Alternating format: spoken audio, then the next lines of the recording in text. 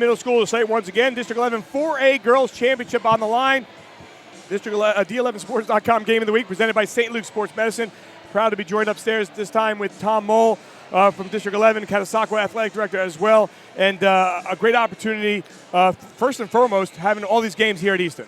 It's been a great 2 days so far. We had two outstanding games here last night. Great crowd. The third game of our afternoon triple header. We expect this to be another great game. And then tonight, obviously, is the final game of the tournament, Northampton and Freedom. No one really expected both of those teams to be here. They haven't won since the 70s, so we're expecting a great crowd here tonight. So we'll see what happens. The rematch of last year's 4A girls finals. Yeah, as far as this game, Jim Thorpe 23-3. They come in as the number 2 seed. Rob Kovac is in his 13th year. They're coming off a win against Tamaqua by the score of 63-45. Skylar Searfoss, one of their sophomore guards, she's been impressive all year long. Obviously, she's going to let them go. And on the other side, if you look at Bethlehem Catholic and Jose Medina, defending state champions, they're coming off a win against Central Catholic, and Talia Medina makes them go. So two quality players here that have to persevere on the court. Yeah, it should be an outstanding game. Bethlehem Catholic hasn't lost in a long time, so I think Jim Thorpe's goal is to get them in a close game, because when you win a lot, you don't really get yourselves in a lot of close games. So let's see how Bethlehem Catholic will react if it is a close game. Expect a good matchup here. Jim Thorpe taking on Bethlehem Catholic, District 11 4A Girls Championship, our D11sports.com Game of the Week, presented by St. Luke's Sports Medicine, coming your way next.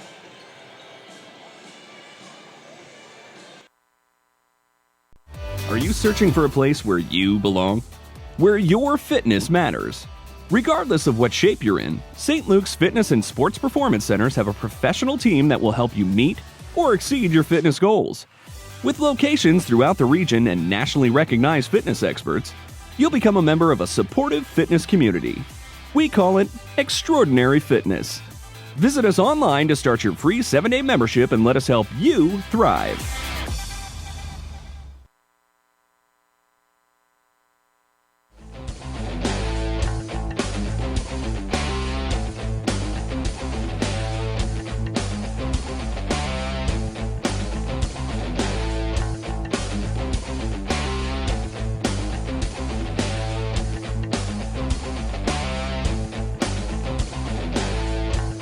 We are back here at Easton Area Middle School. Al DiCarlo, Tom Mole with you for Game 3 of 4. Blue Mountain a winner, Panther Valley a winner, and we'll see who's going to be crowned a winner here in the 4A classification. Take a look at our starting 5 for both Bethlehem Catholic and Jim Thorpe as we bring them on in. Leah Sniski, Mackenzie Uhas, Lila Hurley, Skylar Searfoss, you got to keep your eye on her, and Olivia Smellis, a 6-foot sophomore center. For Bethlehem Catholic, Isabel Rosario, a senior guard at 5'4". Jaleesa Lanier at 5'4", the senior guard. Courtney Wilson at 5'10", sophomore guard. Talia Medina at 6'1", and Abby Brown at 6 foot, your senior as well. When we talk about these teams and we talk about kind of where you're at and where you're going, obviously it's an opportunity to shine. And I think we talk about this all the time. The first 3-4 minutes really kind of sets the tempo. But what we've seen here in the last 24 hours, whatever team has had the lead has lost the game. Yeah, and it's one of these things. I talked to Notre Dame's coach Pat Boyle before the game, and one of the things, and before the boys' game, one of the things he mentioned was the crowd. Panther Valley had an outstanding crowd here for the 3A boys' game, and you'll see that Jim Thorpe has a great crowd here for this game. And the Schuylkill League teams always travel well. Good crowd here today, and let's see if the crowd can help Jim Thorpe stay close. And like I said in the pregame, the longer the game goes and it stays close, the better chances the team who's the underdog has a chance to win. Take a look at the keys to the game as we bring them on in as well. If we could bring we'll look at the keys to the game here for both teams. And obviously, we talked about it, you start it, but Tommy, you got to finish it. Here you go. Yeah, Jim Thorpe, Rob Kovac, 23-3. He's an Elizabethtown College grad. I went to college with him. We will leave the college stories out of today's broadcast. Keys to the game, limit turnovers and rebound, and believe that they can win. Look at the other side, Bethlehem Catholic, 26-0, defending state champs. Jose Medina. I don't know if he goes by Joe. Oh, Joe, yeah. We'll call him Jose for today. Keys to the game, execute versus the zone defense, and wear down Searfoss with the pressure. It's a game of perseverance at times, and let's see how long Jim Thorpe can, what they can do here. Maybe Jose always wanted to be Joe. Well, you never know. I don't know this. I know he has a Dwight on his staff, though. Yes, he does. Dwight Repture. Always a good day when you see Dwight Repture. So we get ready for you to get this game underway. And, before tip-off, and you mentioned it in the open, and everyone's talking about, games being played. And this place, surrounded by the crowd the way it was even last night and what we expect tonight, has been awesome. Yeah, we have a little facility issue this year because of AA regional wrestling going to Freedom from Wilson Westlawn in the past. So one of our better facilities, Freedom, has been taken out of the mix for basketball. But Easton stepped up. Games here, games at March Hall, games at Blue Mountain last night, and games at Allen and Northern Lehigh. So here we go. Bob Banzoff, Doug Fritchman, Ernesto Lopez are our officials. And we are underway. Defending state champions, trying to find another championship under Jose Medina, 154-23. He's been unbelievable as the head coach for this Bethlehem Catholic Golden Hawk team. Jim Thorpe looks like they're playing a 3-2 zone defense. Now, they're trying to set the tone early, especially in the interior, and that's who got the ball and won. So trying to clear out traffic was Abby Brown earlier, and she did, and actually scores the first two of the game. I think one of the keys was the rebounding. And on the first play, Bethlehem Catholic takes advantage of their size. Abby Brown, 67% from the line for the season and converts the three-point play. So 3-0 your score, and almost a turnover. Bethlehem Catholic showing some pressure here. Full court press, trying to pick up the tempo right from the beginning.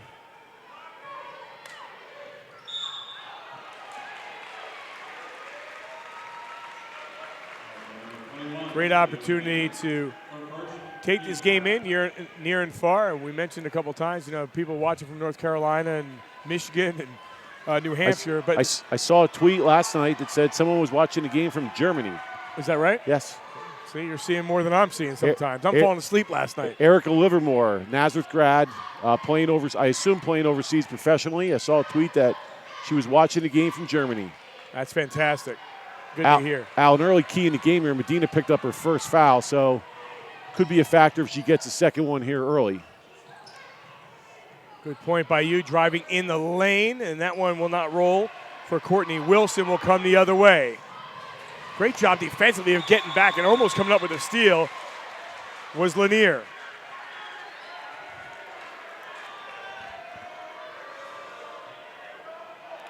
Just underway, about a minute in, 3-0 your score. After three-point play by Abby Brown. With the basketball is Searfoss. Searfoss tries to drive this one inside, and you talked about Medina is going to have to shy away a little bit as the first basket of the game goes by Smellis. Nice move in the paint, left hand.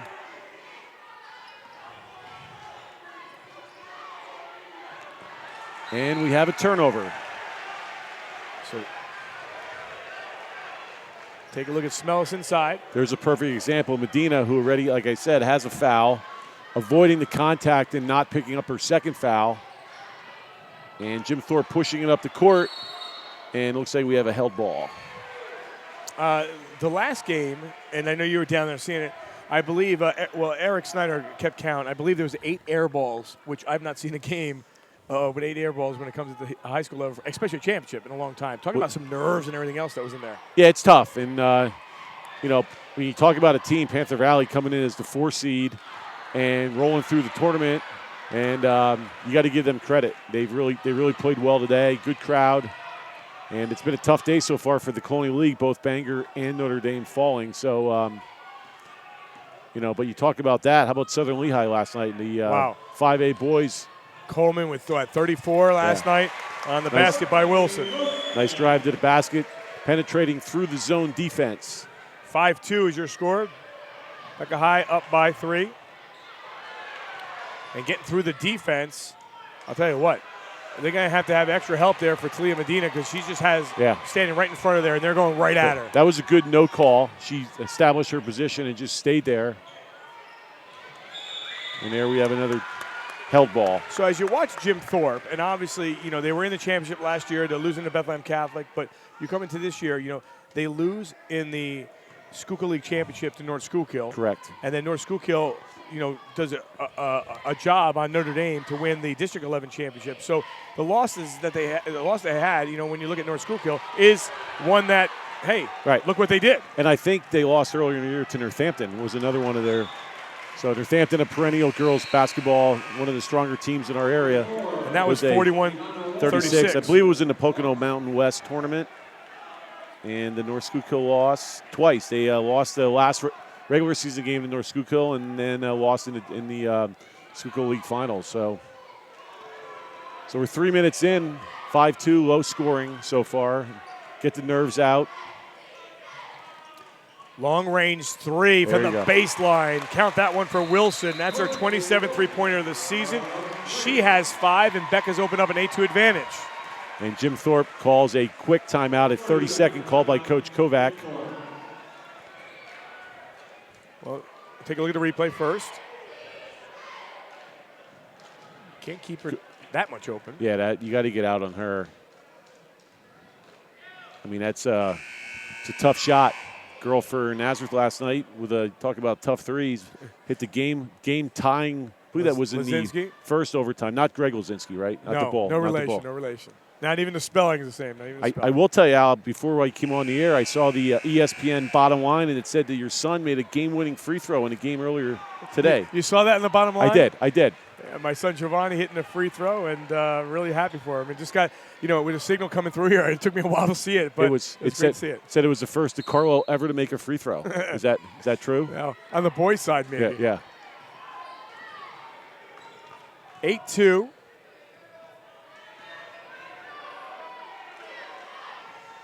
Is your score here as we approach the midway point of quarter number 1 in the 4A Girls Championship. And to the window, you'll have to earn the free throw.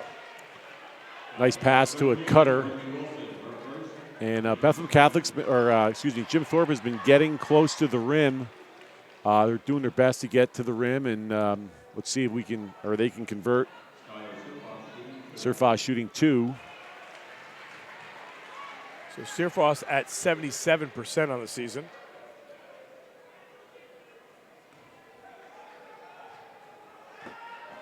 Second one by Surfoss is no good, so both free throws missed. Medina with the rebound. It's a game where Jim Thorpe needs to take advantage of those opportunities. Can't be going 0 for 2 from the line. Work that one towards Abby Brown. She gives that one up. Body's flying, and Brown goes right up top. And we'll go to the free throw line once again.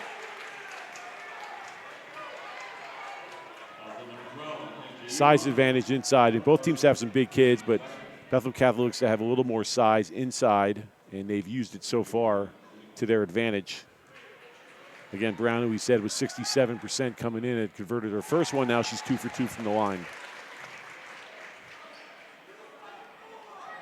Brown averages just over 7 points a game. She's got 4 so far tonight, extending the Bethlehem Catholic lead to 10-2. So not the start you want if you're Jim Thorpe. Now, you talked about the nerves, and it's pretty evident so far. It's been a rough start, but, we always say, see what the last 4 minutes of the quarter, and you want to just do your best and keep yourself in distance to be able to catch up. And another turnover. They've really done it. They've tried to get the ball inside and really focused on that. Yeah, I tried to move that in the interior. It didn't happen. And before, when we were talking about it, that was in the first maybe 2.5 minutes. After Medina got the foul, they went right at her. They're not doing that as much here in the last 3 minutes here. Jim Thorpe sub is number 4, Kristen Scott, a 5'6" senior guard forward, averaging just under 2 points a game. Jim Thorpe still in the zone defense. Kiara Walters checks in the game, number 4. That one taken away. Down 10-2. Smellis, the only basket. I talked to Coach Kovac. I said, who has to step up aside from Surfoss? And he said, Smellis does. Driving through, that one poked from behind. Wow, this defense is tenacious. And as I say that, they get a traveling call. right now for Jim Thorpe, it must feel like Bethlehem Catholic has about 8 defenders on the court. They're all over the place. It's a great start for Coach Medina's squad, and another sub. Snitsky is back in for Jim Thorpe, replacing number 12, Uhas. As we come up on 3 minutes in the first quarter. Over to Medina. Abby Brown, that one. Nice defense.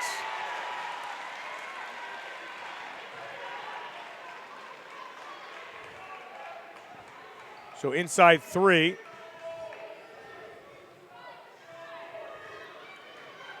Al DiCarlo, Tom Mole with you. High atop Easton Area Middle School. Thanks to Jim Pekrivsak and the staff for his hospitality this entire weekend.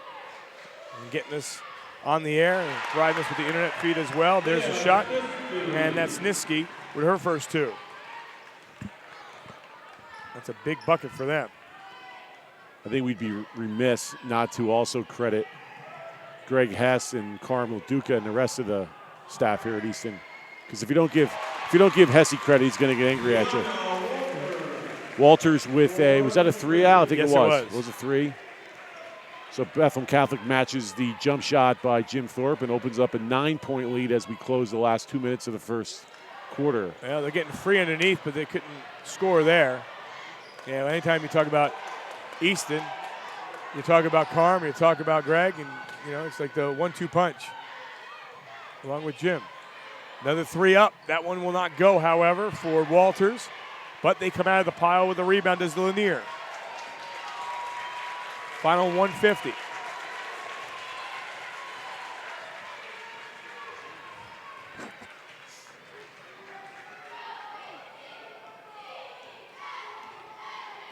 Well, hold out here, and with that 13-4 advantage.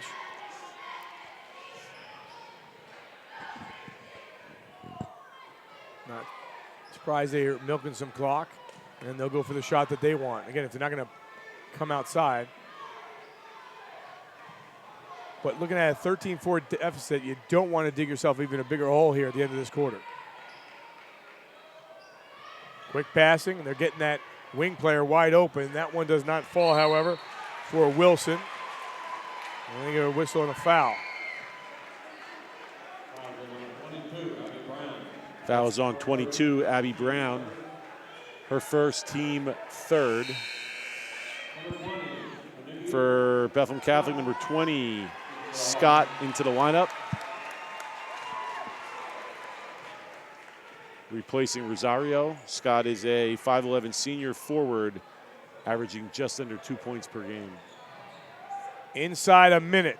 Driving right through, and Medina comes up with a huge block. And then getting free. Those are the ones you have to get. And they couldn't convert there, but they had the right play on the rebound. Instead, Medina fires it up, and it goes the other way on the basket, scored by Wilson. She's got 7. There he had a 4-point swing, Al. Jim Thorpe misses a layup. Bethlehem Catholic with the run out, converts. And instead of it being 13-6, it's 15-4. And a 5-second violation. Bethlehem Catholic has done a great job in the first quarter, really pressuring the basketball. And as I said earlier, it must seem like they have about 8 girls playing defense. Really frustrating Jim Thorpe. Yeah, no doubt. So final 25 ticks on the clock. Already 15-4. Lost the handle was Brown, but somehow got it to Medina. They've done a good job on Medina. Still looking for her first points of the night. Through traffic, no, ball loose. Final 7 ticks. We'll get a jump ball here. Well, if Eric Snyder was counting air balls, I'm counting jump balls. That's 3. Okay. He had to put it on paper, though. Yeah. You have it? You have it? So a chance to inbound by Snitsky. I was really surprised Bethlehem Catholic didn't hold for the last shot there, but 4.9 remaining. Snitsky to inbound, and she gets it. No, she does not get it in. That ball trickles out of bounds. 4th turnover for Jim Thorpe. And they'll roll this one in. It's kind of sometimes harder when you're rolling it because you got to pick it up here with 3 seconds. 2 seconds on the clock. He's going to air it, and time wind down. The shot will not go. Either way, 15-4 after one. The defending state champions on top of Jim Thorpe. Back with more action. You're watching our D11Sports.com Game of the Week presented by St. Luke's Sports Medicine.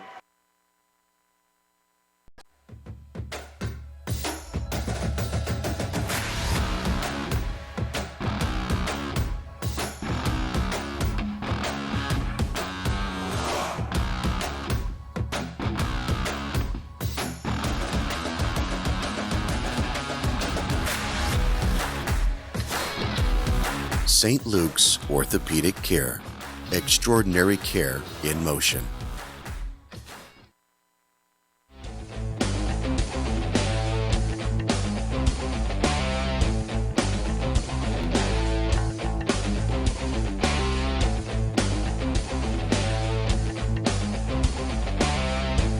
We are back, one quarter in the books. Al DeCarlo, Tom Mole with you from Easton Area High School.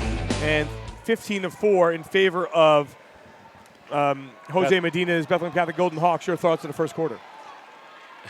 Jim Thorpe had some opportunities, missed a couple layups, missed a couple free throws. Bethlehem Catholic did an outstanding job of pressure defense, and as we talked before the game, Jim Thorpe needs to take care of the ball, take advantage of the opportunities if they have a chance to win in this game. And let's see what happens here in a second.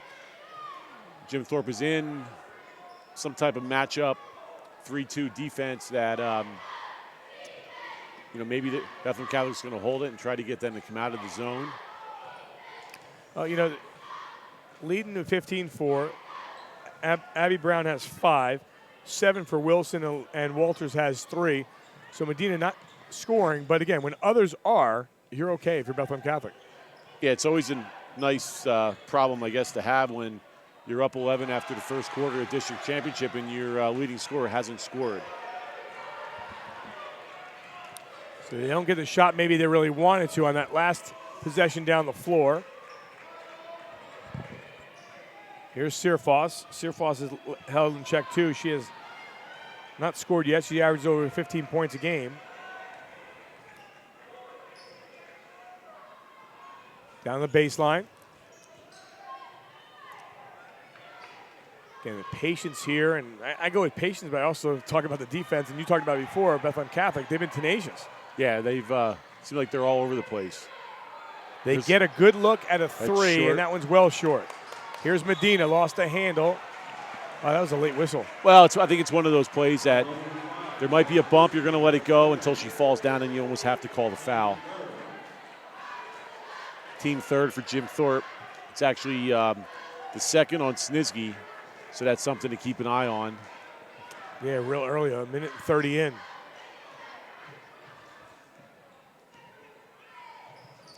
Brown has it. They go for it, and we'll get a jump. No. Oh, no, we won't. You got 3 Jim Thorpe players pulling at it, and they'll get a foul. Foul's on 22, Smellis. Her first, team fourth. Bethlehem Catholic ball under the basket. Here's Brown. That one gets knocked away. Great job defensively by Smellis with her 52nd block of the season. In the lane. Too hard off the glass. Medina battling for it.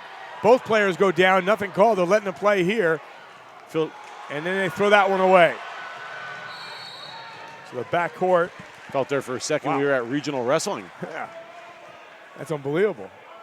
It was a cement job. Well, it was, I know a couple of those. That's about the extent of my wrestling knowledge, but I will say that the Rough Riders have 2 kids going to states, Jaron Hartraft and Adam Reinhardt, so it's a good year for Catasauqua wrestling. Got to give a shout out to that. And speaking of wrestling, shout out to Bob Hartman, whose birthday is today. Oh. Turns 12. Yes. It's leap year, leap day. Oh, okay. All right. Hey, So now I can figure that out. All right. So he's that's either good. 12 or 48, depending on which way you do math. Okay. And I was going to ask him, does he keep it at 12? Yeah. At what point do you not count anymore? Yeah. If you're at 88, what is Yeah. that? Yeah. I can't calculate that either. So 5:30 on the clock. Boy, every shot, every possession has been really defensively played well as they try to battle inside, and Brown alters that shot. Medina skying through the defense. Nice play defensively. And we have another held ball. Now, Medina's showing a little frustration at the same time. You know, you're getting a block twice down the floor and, you know, maybe not getting the call she wants. And you got to give a lot of credit to Jim Thorpe. They're going to hustle. Again, Schuylkill League, we always say they battle hard. Yeah. You know, if you were from the Schuylkill League, or you're from the Colonial League, let's do it the other way. If I was from the Schuylkill League, I would be bumping you right now. And, you know, a little bit different. Well, you were sitting next to Eric Snyder for the last game, so I'm sure his elbows were flying everywhere. Speaking about the Catasauqua contingent, you know, you and Snyder. Our game manager this game is Dave Troxel. Yes, indeed. How did, speaking of Coach Snyder, how did he do in the last game? He did well. He did really well. You know what it is with the coaches. You know, you anticipate what's going on here. Right. Coach Jose Medina is hoping that they have the ball here. There it is. Nice piece of officiating. The play happened right in front of Bethlehem Catholic Expansion. Sometimes, you know, you can see refs. Here we go.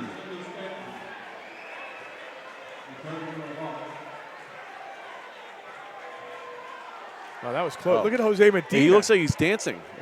Wow, that's impressive. You know, notice Dwight Repsher did not get up. From what I understand, his dance skills aren't the same as Jose's. Oh, Jose was showing some moves. But sometimes you can tell with the way coaches react that the call was missed. It was a good piece of officiating by Dougie Fritchman and Bob Banzoff to overturn that call. But we have another turnover. The second period has been rather sloppy, and a good timeout here by Bethlehem Catholic because the second period's just been no points yet. No points. You know, no points at this point. And you know, if anything, that's a good thing for Jim Thorpe, even though they wanted to create, but they're not digging themselves a bigger deficit, so they have more time. And you mentioned the last 4 minutes of each quarter being huge, so we'll see what happens here between both teams. Hope you're enjoying our coverage. D11sports.com Game of the Week presented by St. Luke's Sports Medicine. And our student reporters have done a great job. We had a number of them the other night. You know, we had a halftime show with them. A number of them. There might have been about 100 there the other night. We're not up that high yet. We have 40. District 11 would have made about $500 more if we would have charged admission to those guys the other night. Members of the media. And they traveled in a pack, which was the best. But how about those games at Liberty the other night? They were unbelievable, outstanding. You know, Fred Harris, you know, his team there, it was great. Everything was electric about that night. You know, we try to plan and figure out where games are going to be and all this kind of stuff, planning ahead. And one of the things we didn't factor in was an Easton Allen consolation game. And you know, obviously they played at Pleasant Valley today. And yeah, crazy night of upsets, and the tournament's been outstanding. And, you know, I worked a game with you back in January in Northampton Freedom, and we talked about how this 6A tournament this year was kind of wide open. And ironically enough, the two teams that played there at Northampton that Saturday afternoon are in the district final tonight. Yeah, so. How about that? By the way, I didn't, because I've been on the air this whole time. Who won that game today? Any idea? Yes, Allen. I was wondering what you were asking. Okay. Allen won, and it was like 84-78, something in that realm. So it remains 15-4 here at the 4:08 mark of the quarter. Still no points scored. Allen won 80-75 in the 6A boys consolation. And Allentown Central Catholic, their girls defeated Tamaqua 49-41 in the 4A consolation girls game. So Mike Kopp back in states again. Back in states. And Mono area beat Moravian Academy 39-30 in the 2A girls final. It's a 3-point field goal by Courtney Wilson. Wilson's first basket of the second quarter. She's got herself 10 points so far tonight, so she's been the difference maker. Too hard off the window. Trying to add to their 18-4 lead. One thing they are definitely aggressive on defense. Lila Hurley, take a look. The rotation on the zone defense was not quick enough, leaving Wilson open for a three. It's one thing to be left open. It's another thing to make the shot. So big shot. And I'll tell you, Jim Thorpe has done an outstanding job getting the ball inside. They just have not been able to convert what has turned into be contested layups. As we approach the 3-minute mark, a 14-point lead.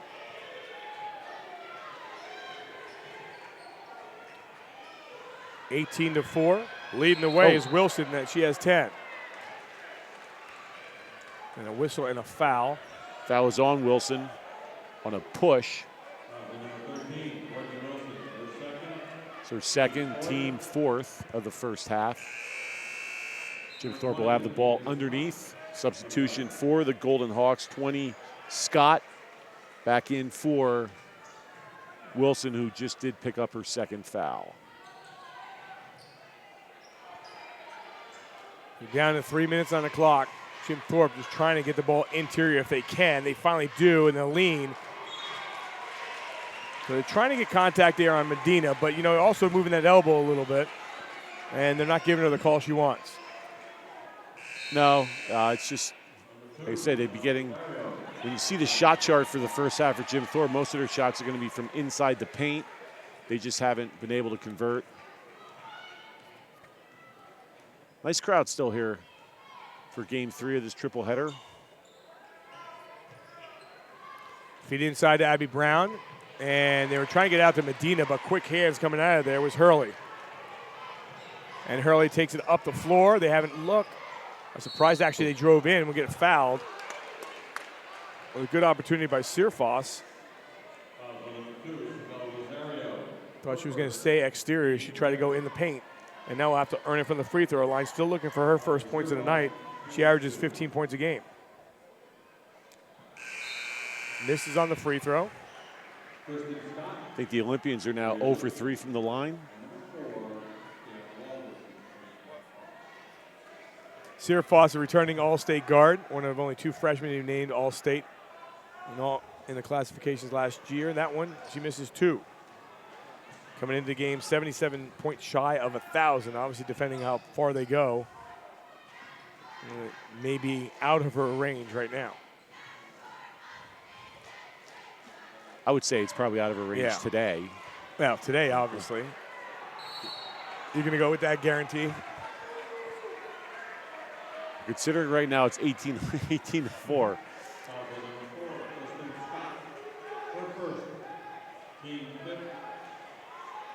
Again, Medina's still looking for her first points of the night. The Golden Hawks playing without Emily Sakarik, who's a transfer. Also one of our D11 sports reporters, along with Talia Medina. So we'll represent it on the court, as we were in the last game, with Elijah Rivera. 5 turnovers now for Bethlehem Catholic. Bethlehem Catholic's up 18-4. They haven't exactly been sharp here in the first half. It's sort of been a sloppy game. And as we mentioned, you know, it's nice to be up 14 when your leading scorer has not scored. Again, defense collapses 3. It's got to leave someone open, but they get right back on defense again. That one's swatted away as Searfoss couldn't convert. I think Medina might have got her second right there, Al.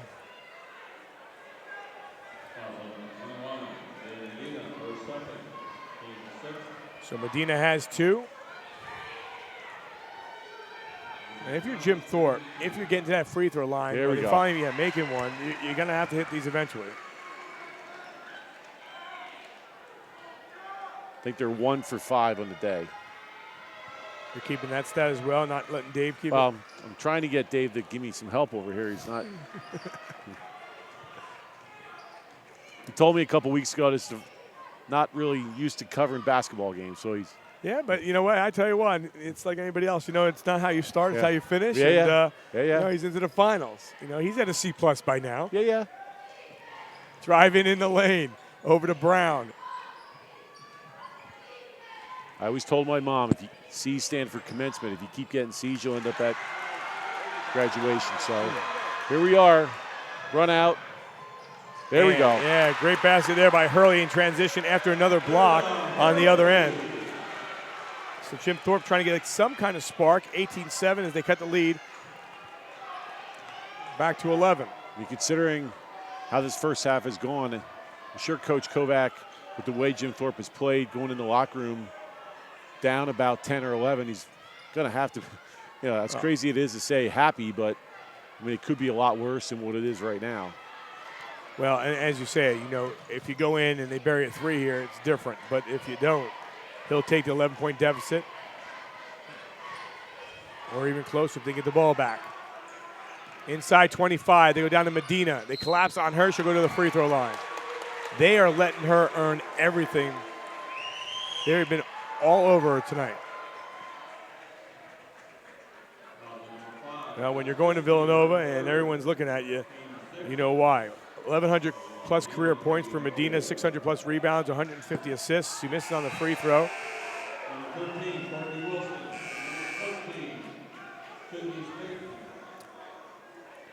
Couple subs coming in for Bethlehem Catholic. He's trying to get Jose's trying to get his daughter out before half here. She has 2. So if Medina makes this free throw, she will be subbed out with 23.8 left. And depending on what happens, rebound-wise, if you get it, she doesn't hit it. Or either way, she makes that one. So Medina's on the scoreboard.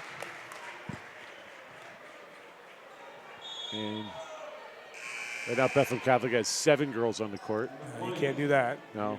Jim Thorpe probably felt that way most of the first Yeah, half. you were But talking about that. now it's actually happening. So 19-7. And if you're Jim Thorpe, we talked about this before. If you cut the lead to 10 or even a little bit closer than that in single digits, you've done your job. Nice So give they and- say that he nice- goes off of early. Nice give and go. Dribbles it off her leg. Bethlehem Catholic probably get the last shot here.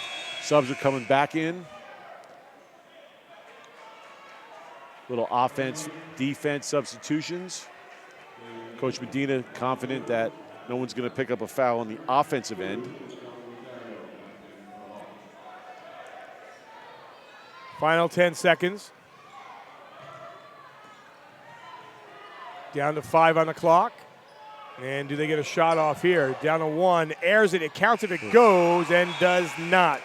So not that many points scored in this quarter, but either way, 19-7 is your score. The defending state champions on top by a dozen. Back with more action as you're watching our D11Sports.com Game of the Week presented by St. Luke's Sports Medicine.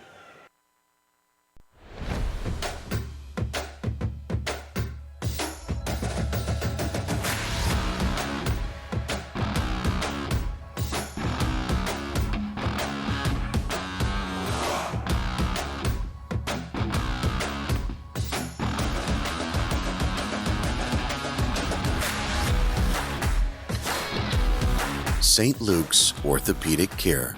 Extraordinary care in motion. Are you searching for a place where you belong? Where your fitness matters? Regardless of what shape you're in, St. Luke's Fitness and Sports Performance Centers have a professional team that will help you meet or exceed your fitness goals. With locations throughout the region and nationally recognized fitness experts, you'll become a member of a supportive fitness community. We call it Extraordinary Fitness. Visit us online to start your free 7-day membership and let us help you thrive. Concussions are serious. 3 million sport, recreation, and auto accident-related concussions happen each year. 20% of high school athletes who play contact sports will suffer a concussion during the season. St. Luke's is the region's leader in assessing, managing, and treating concussions in athletes and non-athletes of all ages. Our multi-specialty teams of experts collaborate to care for you using the latest treatment options. Don't play head games, take concussion seriously. Call St. Luke's to schedule an appointment with one of our concussion experts.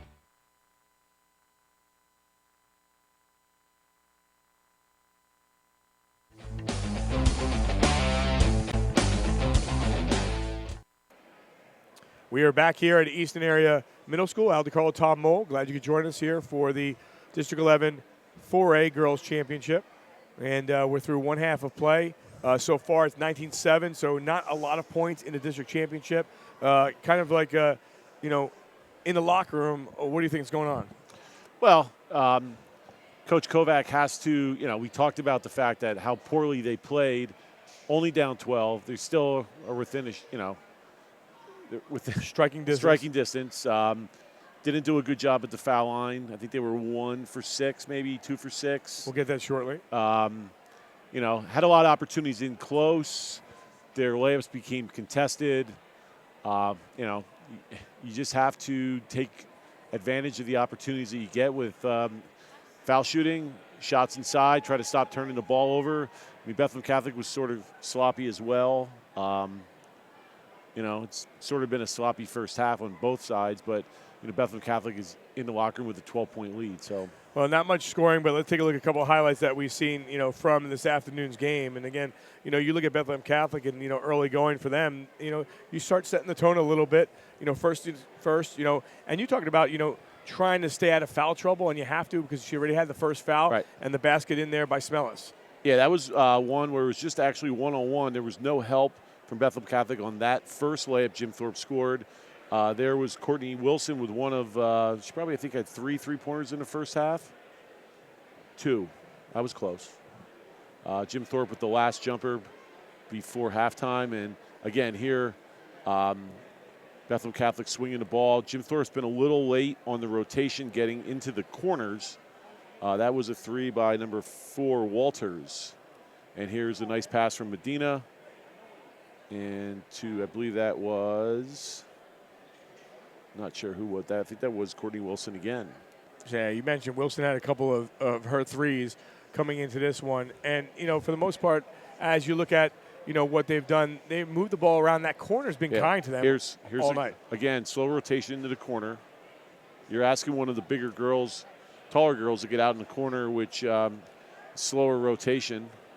They've done a great job on Medina. I believe she has 1 point, 1 for 2 from the line, has not made a field goal. That's correct. No, that's 100% correct. For Medina, she averages almost 15 points a game. Scoring right now, Walters has 3, 10 points for Wilson, a point for Medina. Abby Brown has 5, 2 points for Sniski, 2 points for Hurley, and 3 points for Smellis so far this afternoon. So, not much scoring there, but, you play 2 halves of basketball. Rob Kovac, for his team, he says a lot of firsts, this year for this team. First appearance in the Schuylkill League final, first Schuylkill League, championship kind of thing for them. First appearance in the District 11 final, first appearance in the PIAA tournament. Little things that they have done, as they move forth here. And obviously they knew that this was going to be a huge opportunity against Bethlehem Catholic. But you put yourself and you see that score 19-7, you say, well, yeah, you're kind of close. As far as, the 4A classification and, it's been dominated here by Bethlehem Catholic and Jose Medina and what he has done with his team, year in and year out. He's been a dominating force.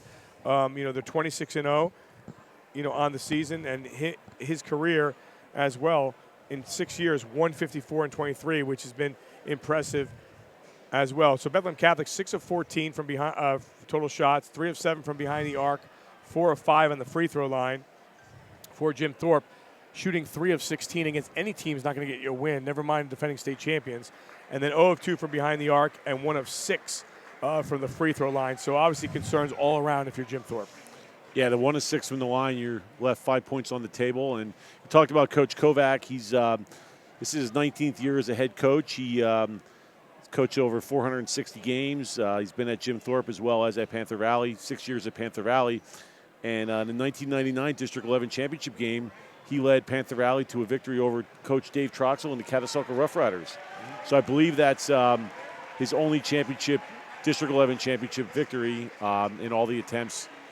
But, knows what he's doing. Probably he's a fiery guy, very intense. I'm sure he's in there trying to get his girls prepared for the second half. And, like I said, they've played hard. Effort has not been the issue. It's just been able to execute and score inside and make some free throws. We'll take a break here. 19-7 is your score at the half. Peter's trying to get a hold of both coaches, and when he does, we'll have his report. We're at the half of the District 11 4A championship. Bethlehem Catholic leading by a score of 19-7. Back with more action. The D11Sports.com Game of the Week presented by St. Luke's Sports Medicine. Right back after this.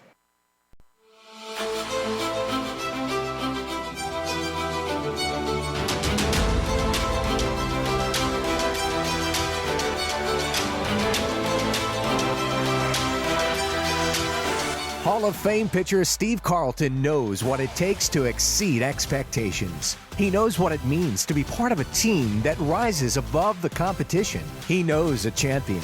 Steve Carlton knows St. Luke's Orthopedic Care.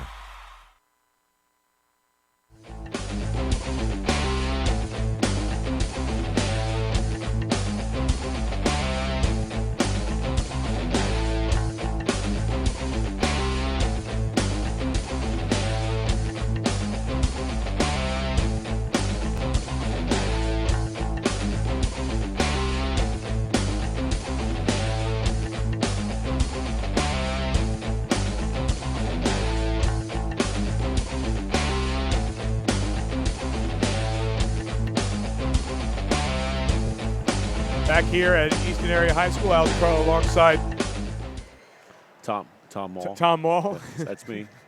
Same guy. that is you indeed. And, right now at 19-7 as your score again. I hope you're enjoying all our coverage on D11sports.com. And, we started this almost, a year ago. It was March 18th when we started things off.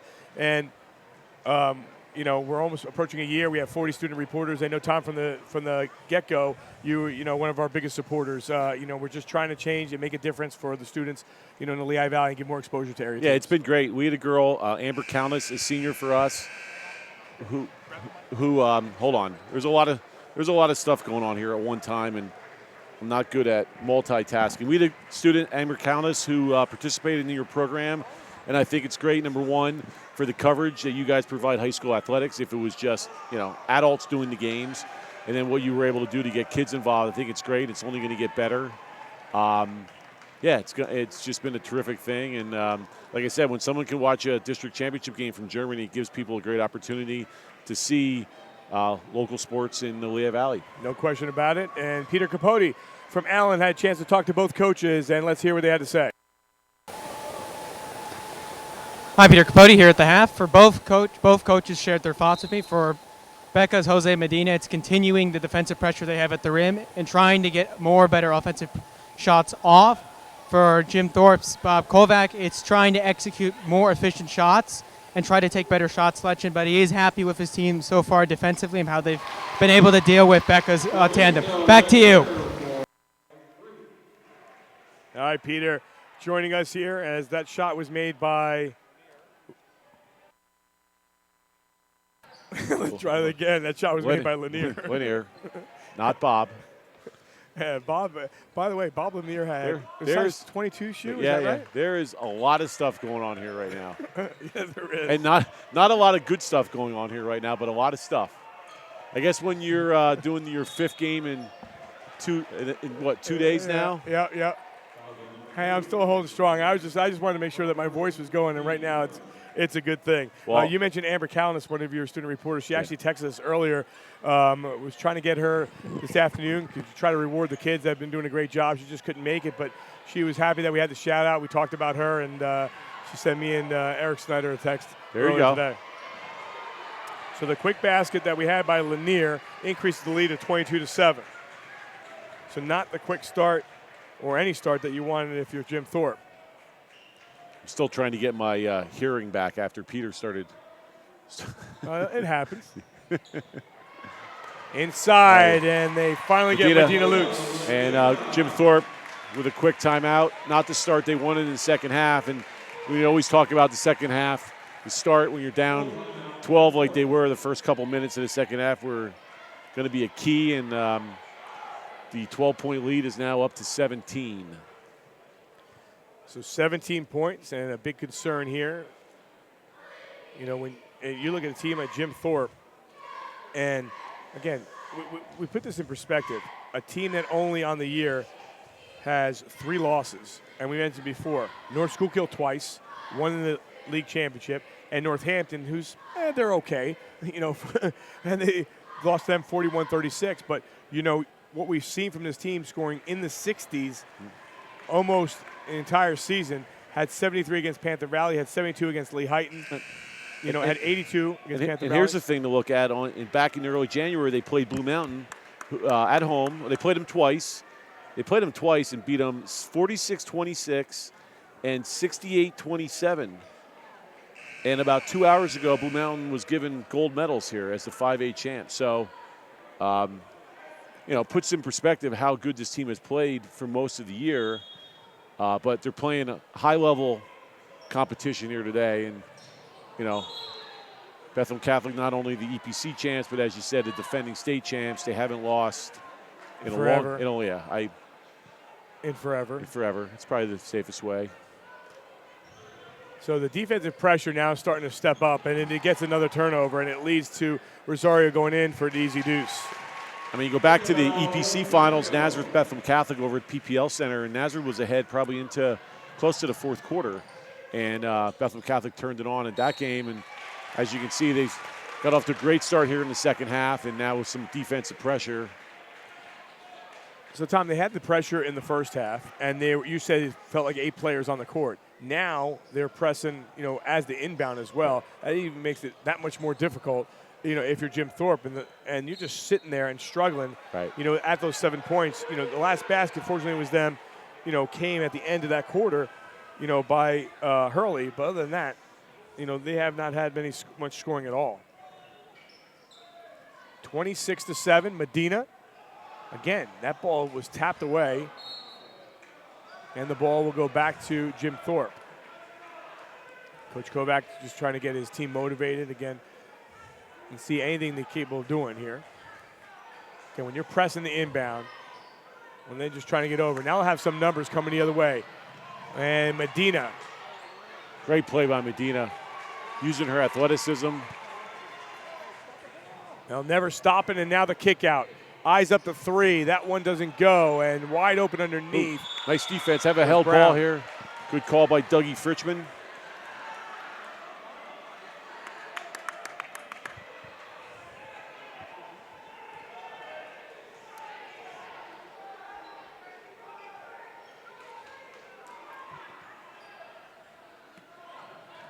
Getting text messaging from swimming. We got a lot of things going on. Swimming championships over at Parkland. That shot off the front of the rim. District 11 swimming in the able hands of Ray Ramella, Dennis Ramella, and Don Harricle. Ooh, Don Harricle. Guy that retired but never was retired. No. He does more now than when he was retired. Dennis Ramella, the same thing. Well, he saw what Don Harricle was doing. He said, I like this. Yes. Down over to Brown. Baseline jumper by Brown doesn't go. Rebound into the hands of Hurley. You should get Dennis and Don on the air one time. Have a 3-man booth. Well, we still have the spring season, so we'll see. I know one person who's not going to be doing color analyst for you. It's going to be Tony Romo. Why is that? You see, he just signed a contract with CBS. I did not see that. $17 million a year. Are you serious? Yeah. Wow. Well, talking about a guy that knows what's coming up. Right.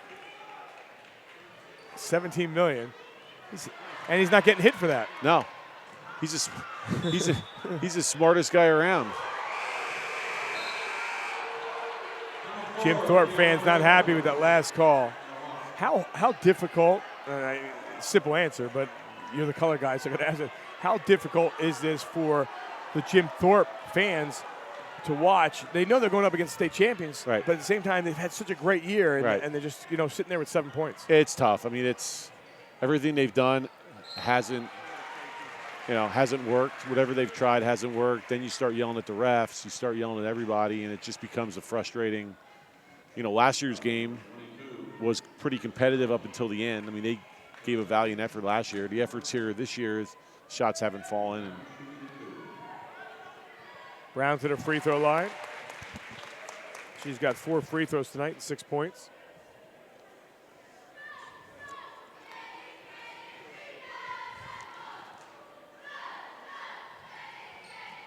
You guys have you covered any swimming this year?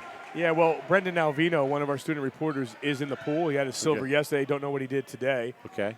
But we have Chuck Hickson actually. There you go. Out there all day yesterday and today and helping us out at D11 Sports. We had Brad Hebner over at wrestling today at Liberty.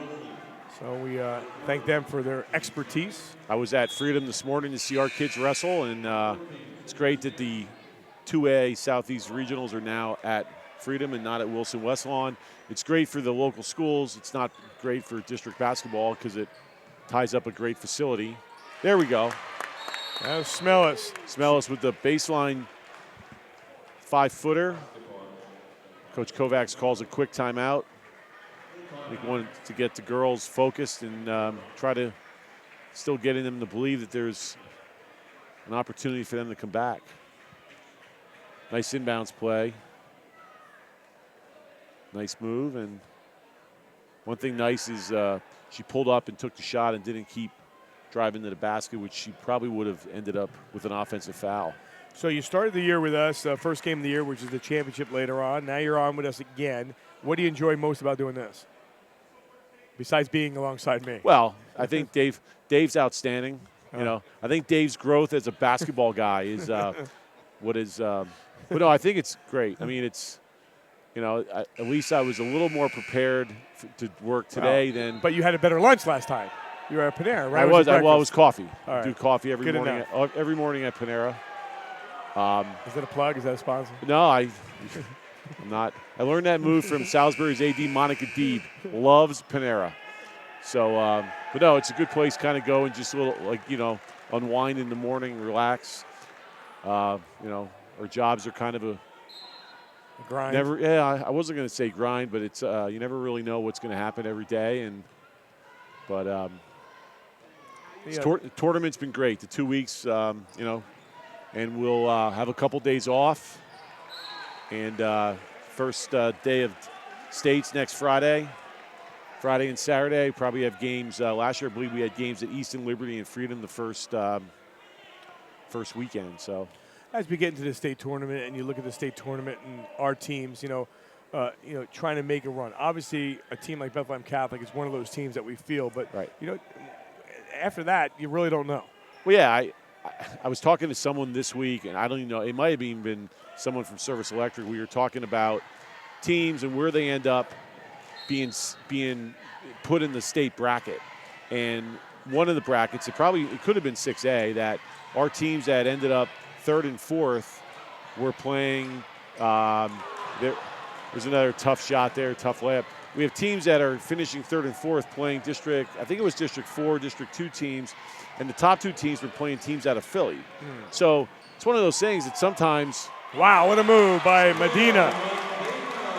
One of those things that sometimes you end up getting a better draw, let's say, without even winning the district championship. So you really never know.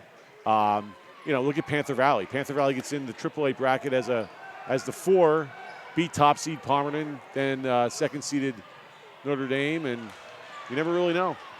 I think we've seen that a number of times, especially in the 6A boys classification. I remember the one year Emmaus, they had number 3 coming out of the district, and they had a better draw than the top or runner up. So it was Allen girls. Was it last year? All these years run together. Allen's girls ended up going farther than any girls team in this area, and they played in the consolation game. So it's crazy stuff like that. You never really know. That's why you play the games. That's it. Inbound this one, bodies both go down, and that's not a good thing. At least they both get up. I think feeling the effects of that one was Walters a little bit more so.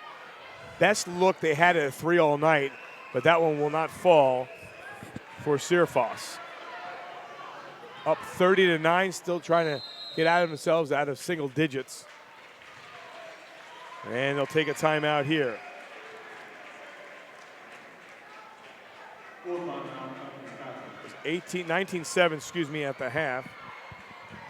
And right now it's 30-9. So we have one, after this game, we have one game left. One game left. That will be Northampton and Freedom for the championship. And joining me in the booth will be Ben Childs. So yes. we'll have an opportunity to see him. And we talked to him before, and when I asked him, he wrote back right away, 100%. Right. He's an aspiring broadcaster. He wanted to go to Q's. He wanted to be in Newhouse. He didn't. And he's looking forward to it. So we'll get him. Should maybe get him to do play-by-play. Yeah, I can take a break and keep you here. And now, I told Trox you can only take one game off. Trox is running this game as a game manager. He's somewhere probably on his phone. How important? I was going to say, how important is your staff? At District 11 and what you guys do. There's a lot of behind-the-scenes stuff, and this facilities, games, locations. We do our best. Not everyone's going to be happy. Take a perfect example, the Easton Allen 6A consolation game today, and really didn't have sites. You had nowhere else to go, though. We had nowhere else to go. Whitehall was a location, but Bob Hartman's running wrestling. We could have possibly played at Catasauqua.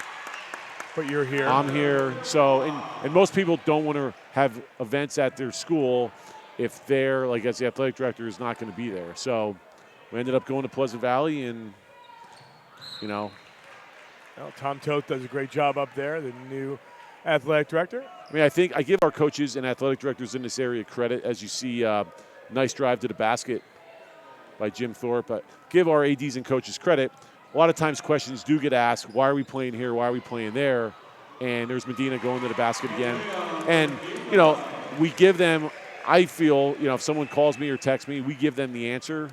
And, you know, most people respect what we say. And it's, you know, it's not easy, but I think we've done a really good job of getting teams as close to home as they can be. And, you know, giving the higher seeded team the benefit of playing closer to home. Man, I call you every now and then. Every now and then I bug you. More now than then. 30. And it's funny because we didn't want to. We were waiting to after Wednesday's 6A games were done to list where we were going to play Friday and Saturday. So we went one day without listing the sites from the games on Tuesday, and it's amazing what chaos it caused in the Lehigh Valley with people not knowing where the site was. And it's interesting you say that because not only us as the media, but Right. the fans are Right. itching at the Right. website trying to Right. get it. They say, all right, where are they playing? And they want to know where they're going to eat, too. Right. And on top of it, we had website issues on Wednesday. So, yeah, it's I mean, we do our best to try to get the stuff out. Ray Kinder and I, Ray's the chairman. I handle a lot of the stuff down here. Ray oversees everything. Dave Troxel obviously is a big help. Scotty Diamond's the AD at Pine Grove area, is also on the basketball committee. And then Dr. Frank D'Angelo and Ann Wenninger are the official assigners for the boys and girls tournament. So it's a lot of stuff, a lot of moving parts. You know, we try to do our best. So makes one of two free throws with 1:37 on the clock. We're still here in the third as they come with some pressure, but now that's going to leave some free players wide open. It was 3-on-1 coming through. They go to the baseline, and a three is good by Wilson.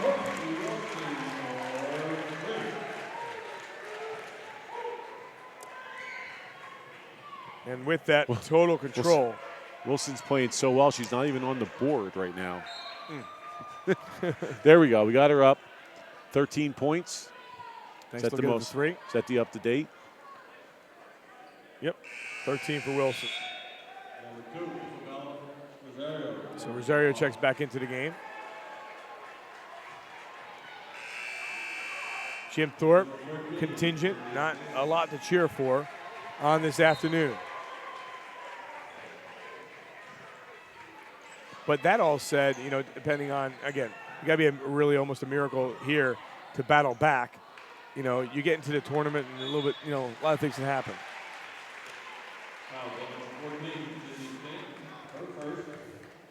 You mentioned Nice. Central Catholic already getting in. Nice rebound by UAS 5'8" freshman, averaging just under 6 points a game.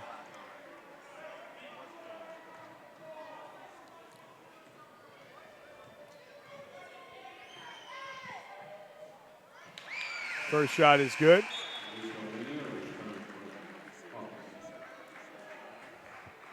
Wow, here's a question back to you. You guys talking about almost a year in with this new concept, new idea. What do you guys, how do you feel about how things have gone? I think they've gone. Has it exceeded your expectations? Yes. Yeah, that's a good question. That's awesome. Yeah, it has indeed. I think, you know, like anything else, when anything's new, some people don't like new, people don't like change, people don't know what to expect. And, you know, I'm always one of those seeing is believing kind of guy. And there's a three from the outside by Walter. She has 2 threes now to increase the lead. And, you know, as we went through this and, you know, Dave and I came together little by little and, you know, adding little things here and there. St. Luke's has been a tremendous sponsor and a supporter with us, with the students and what they've done. And Smellis scores. Nice move by Smellis. She's a sophomore. So the starters were 4 sophomores and a freshman. So that's impressive in itself. And that one almost taken away. And here comes Jim Thorpe once again through the lane, nothing there. Final seconds. And that one, a foul with a couple seconds on the clock. So we'll go back to the line. This one is well in the hands of Bethlehem Catholic.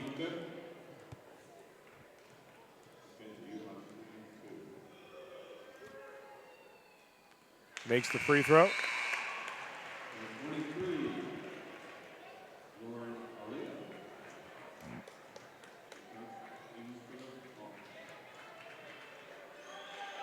Second one is up, and that's good. So Uhas with 4. And that'll close out the third quarter. 38-18 Bethlehem Catholic as we head to the fourth. You're watching our District 11 4A Girls Championship. Back after this, our D11sports.com Game of the Week presented by St. Luke Sports Medicine.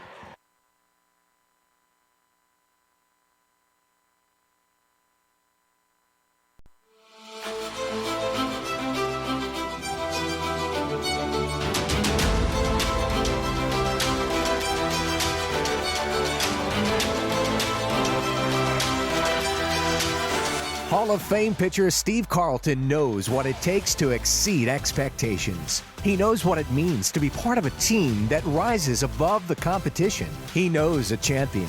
Steve Carlton knows St. Luke's Orthopedic Care.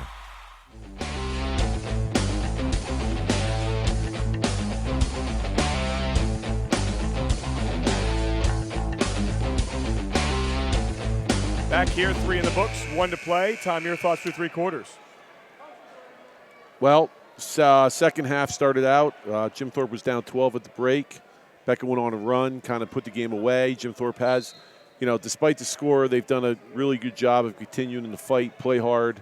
Effort has not been the issue. It's just Bethlehem Catholic is a team on a mission here this afternoon. Al, we talked about your first year in with this new venture, I guess is a good word.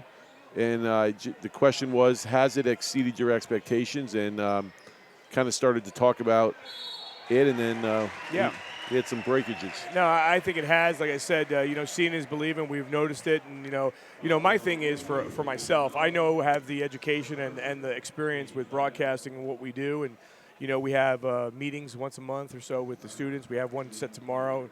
St. Luke's facilities in Bethlehem, we usually have it at. And, you get, 15, 20, 25. We have 40 student reporters present.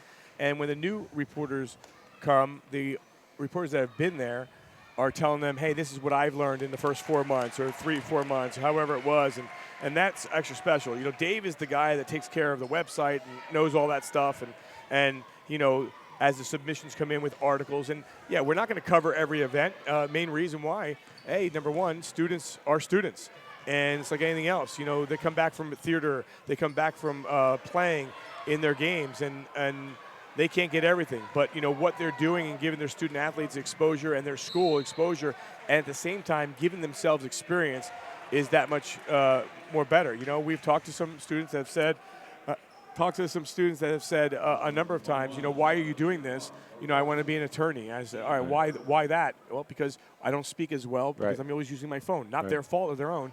But they at least don't say more better.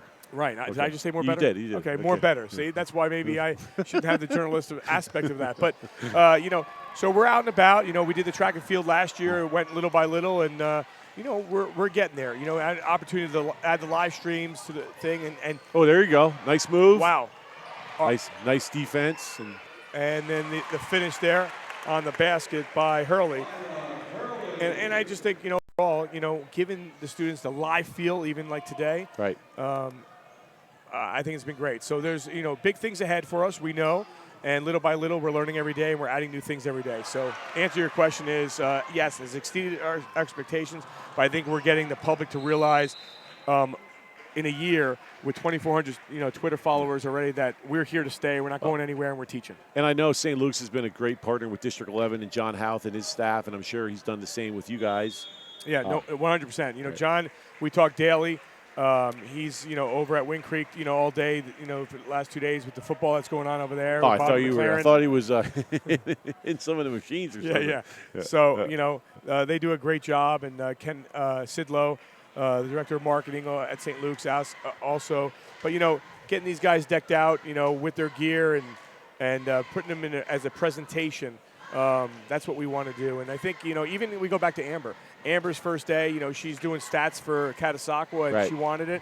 And after doing the first one, we had it today with Shannon from Bangor. You do the first one, you want a second one. Right. And, you do a third one, you want a fourth one. And, you build on that. But, some students that are athletes, they feel, oh, I can't do anything because I'm an athlete. It's easier actually for them because they're at the game. Right. And then when we have these meetings, we tell you, you're there. You know that someone scored 16 and you went on a 13-1 run. So, again, teaching them every aspect of where it is, and then Dave takes care of getting their articles up. And, there's going to be mistakes in the articles every now and then, but that's not what it's for. It's for the teaching. The best thing that we have out of our entire program is what Dave created, and that's our author page. Any student that is involved in D11 sports has a link to a page. Any articles that they have done is on there. You click their names. They send it to college, grandparents, everything else. Right. It's a resume reel right at the touch of the button. That's awesome.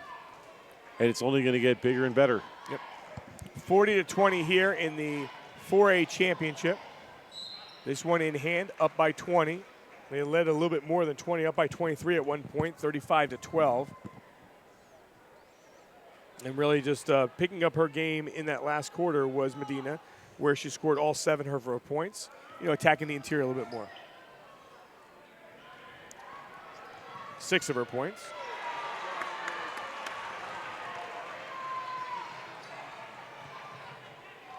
And now under 6 to play.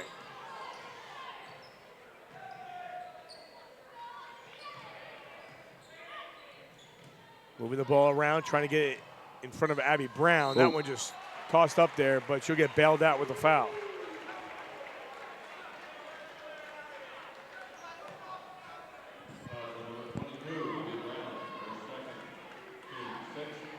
So we'll have about what time we have here? We have 4:45.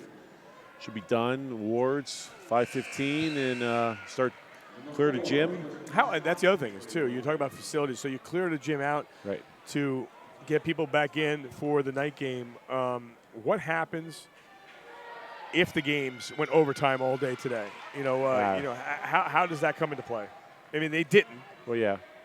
Well, we just would do our best clearing the gym. You always want to, for district games, you want to try to start selling tickets about an hour ahead of time, 45 minutes probably at the latest. So, we scheduled the games today, 12, 1:30, and 3, pretty much knowing that the games are probably going to be 2 hours apart, or at least an hour and 45 with the award ceremonies after the game. But, the big fear we have is if the games would have went quickly, let's say it's 4:45, and the last game was supposed to start at 4, we wanted to not have to wait to 4 o'clock to start the game if we were ready to go. So I think schedule-wise, or the way the games have progressed today, we're in pretty good shape. But it's just there's a lot of moving parts. Greg, the staff here, Greg has Carmel Duca. Greg's wife cooked up some food for us, got some food between games. So Al, I'm sure I've seen you in a few hospitality rooms through the years. Well, yes, but when you're doing 4 games, it's hard to get to them. So trying to scramble up here before. Right. Yeah, and that's keeps everybody in line. Not only have I seen you in the hospitality room, you've actually made hospitality room requests. Well, hey, this is what we do. It's Lent. There's you got to be careful on Wednesdays and Fridays, or at least Ash Wednesday and Friday. And I made sure that the one year that I brought that to your attention at 3 o'clock in the afternoon for a playoff game, and you accommodated. Yes, every pizza we got had pepperoni on it. 42-21. But a long day here at Easton.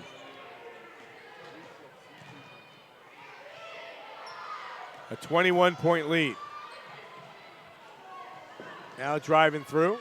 But Dina did a great job, or has done a great job since getting assessed with that first foul earlier. She still has 3, but she kept her composure in the early going. We're at just about the midway point of quarter number 4.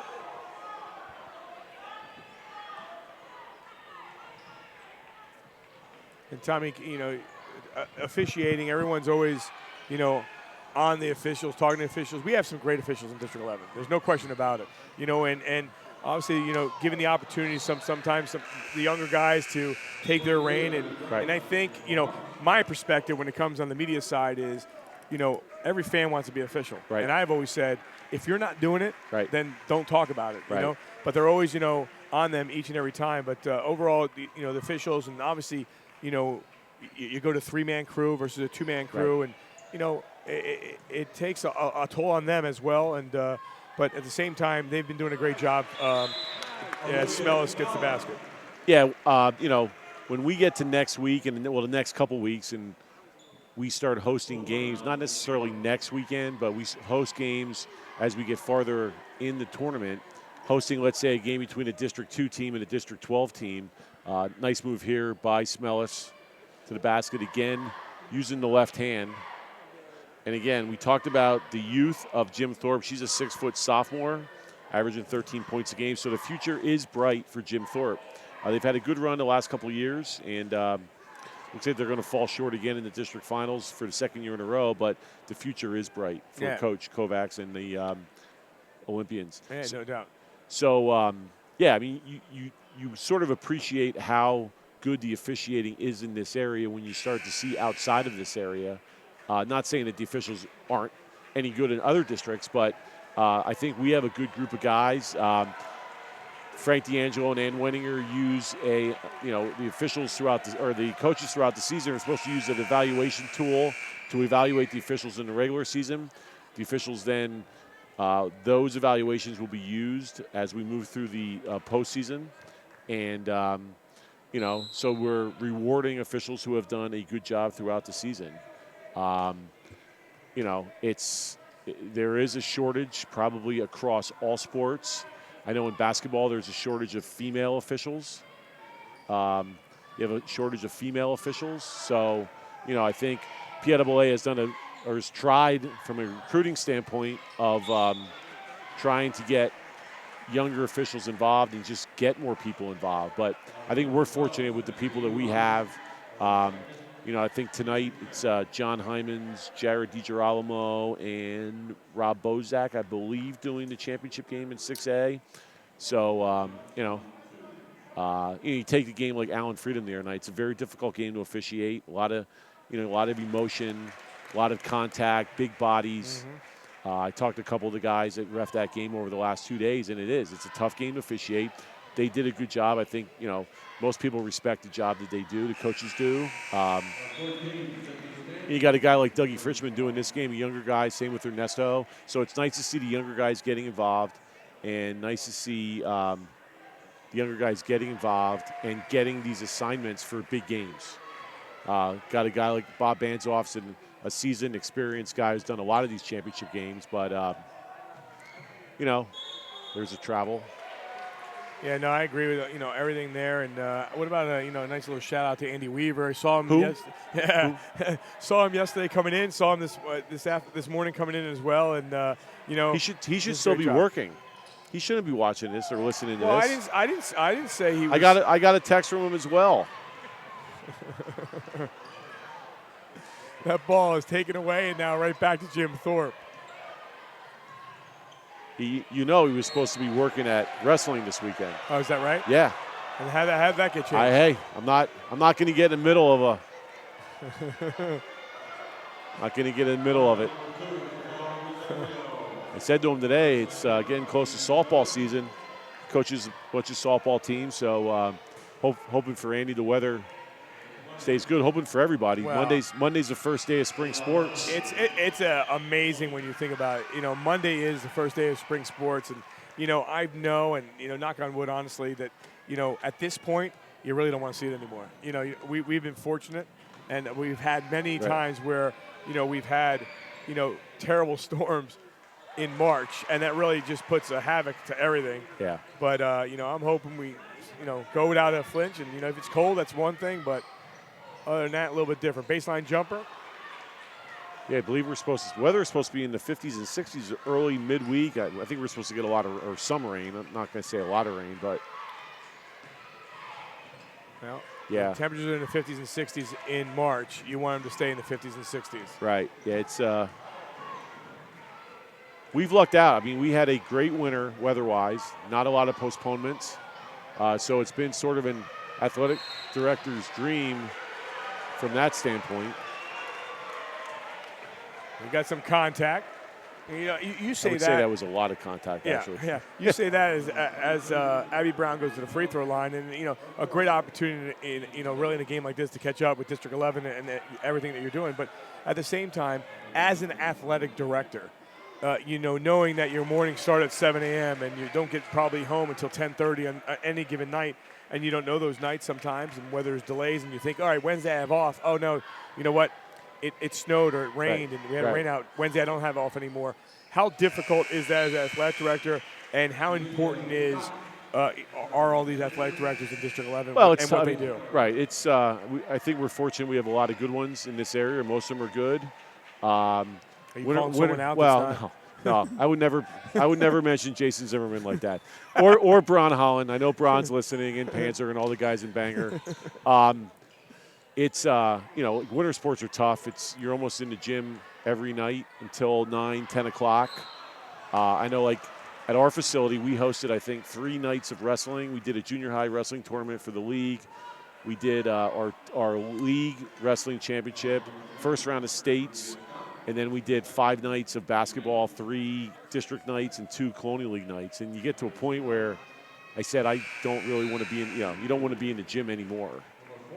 And it's tough. I mean, it's people. I say to anyone we talked about the sites and all that stuff. People complain about where these games are.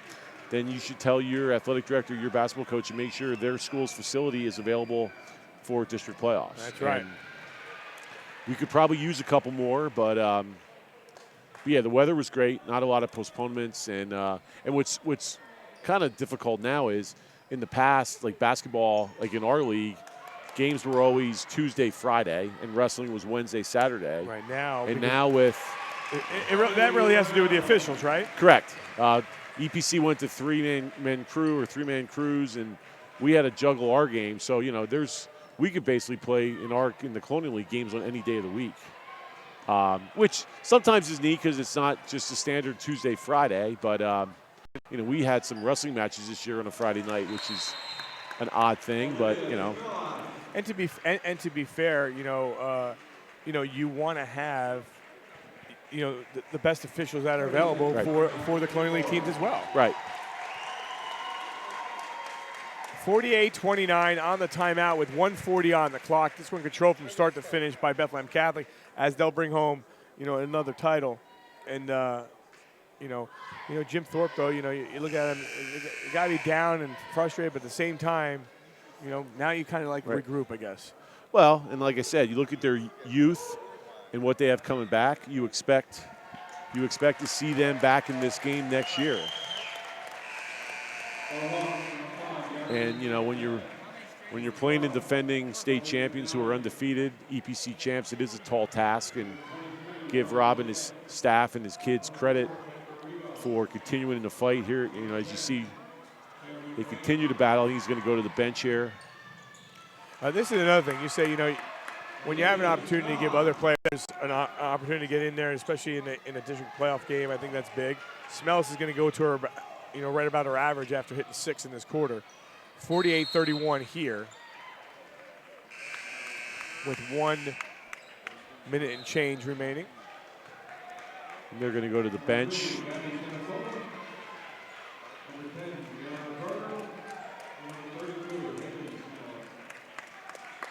And again, the Olympians battled from the start. And they'll move on to the district tournament. State tournament. State tournament, correct?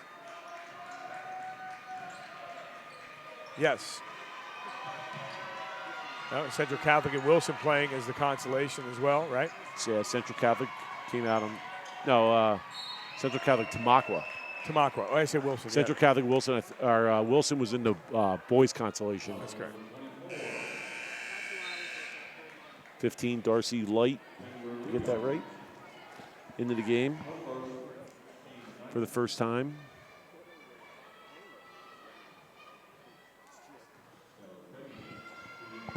Al, don't worry, you'll be getting food in about 15 minutes. I can tell you're hungry. I am indeed. Taylor Craigie with the shot. Again, changes in the lineup. Cameron Williamson, Final 40 ticks on the clock. Good opportunity again to get some exposure and as you move forward.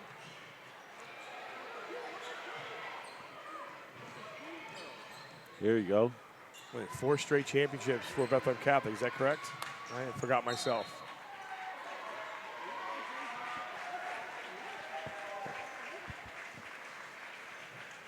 As they continue to control. You were the guy that was supposed to do the prep work for this. I was out there handing out trophies and medals. So. By the way, you have to go out and. No, Trox is down there. Okay, all right. So he did give you the reprieve for the entire time. Yes. And you'll be eating in about 15 minutes too. Yeah, probably sitting next to you.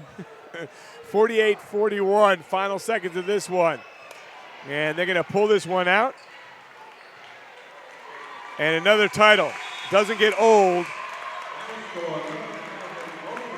As they'll win this one 48-31. Yeah. Bethlehem Catholic celebrating once again.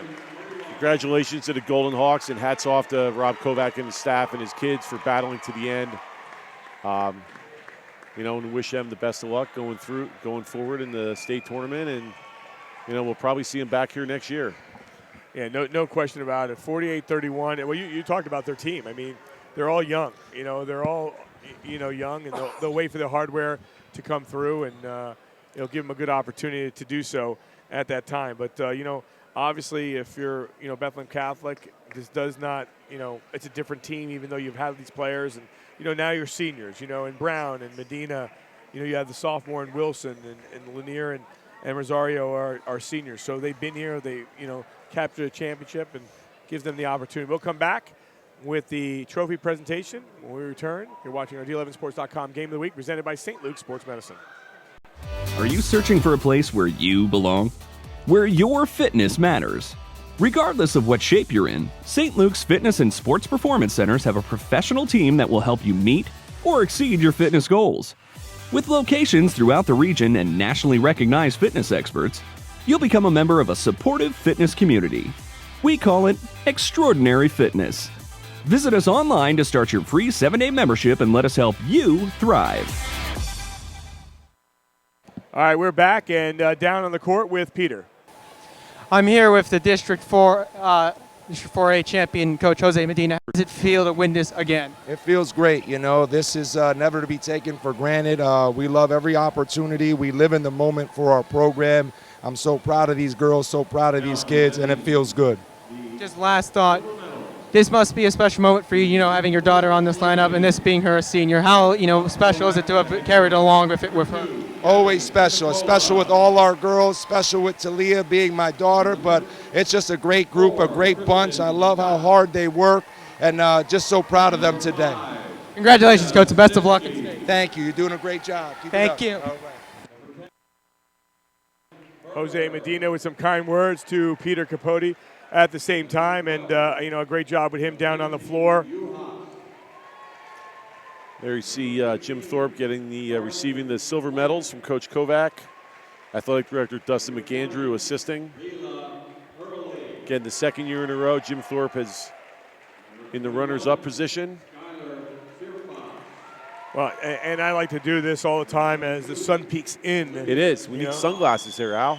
Gabrielle Sinicola, no specific order. Kristen Scott, Leah Sniski, Rhiannon Berger, Mackenzie Uhas, Darcy Light, Lila Hurley, Skylar Searfoss, Olivia Smellis, Riley Solt, Megan Roshak, Haley Smellis, and Taylor Craigie for Rob Kovac in his 13th year at the helm. Assistant coaches, Ryan Carroll, Kate Goldberg, John Sirpas, Gene Fender, and head coach Rob Kovac.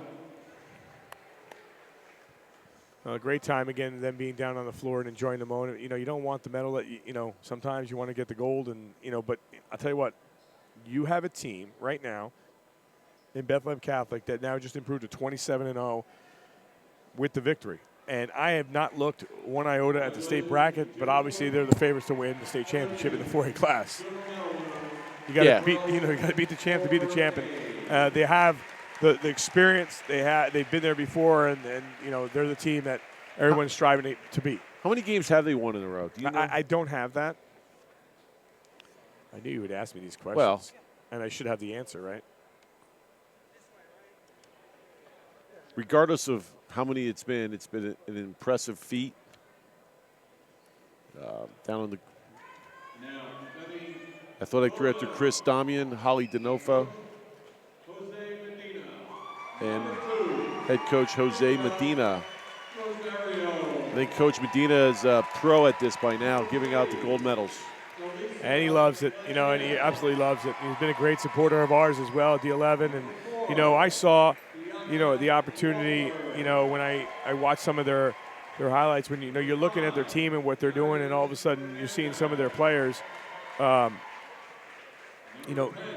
some things. And, we were excited for ourselves. I'm like thinking about, they're doing interviews after the game. And I'm like, well, if they're doing interviews after the game, let me get Emily Sakarik on board. Talked to Jose, and he said Talia wants to do this in journalism when it comes to college. And it's hard to do it now, but I'll tell you what. After this game is done, we go inside the locker room, and they'll have their report, and we'll have it on the 11. And that's something. When you're following a team that's going to make a run in the state championship, that's something that no one else has too, and we're excited about that. That's awesome.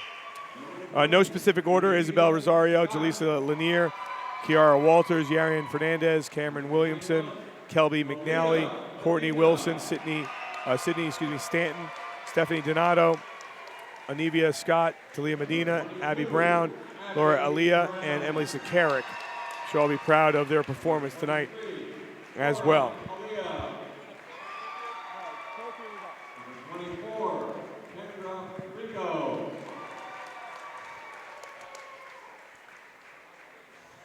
So they enjoy the hardware. They'll enjoy the trophy even more when they get that. Emily Sakarik. And there's Jose with his staff.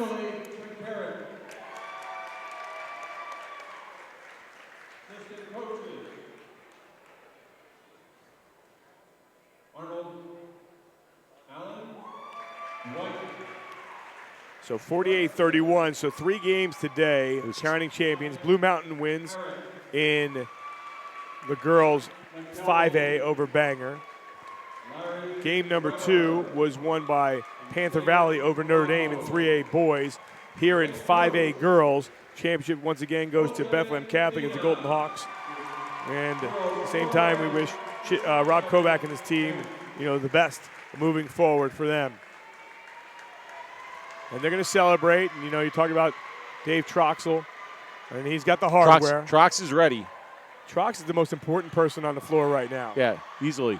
They're celebrating, but they don't realize that the trophy's not there yet. Probably. And Emily Sakarik, the 11th student reporter, leading the way. Again.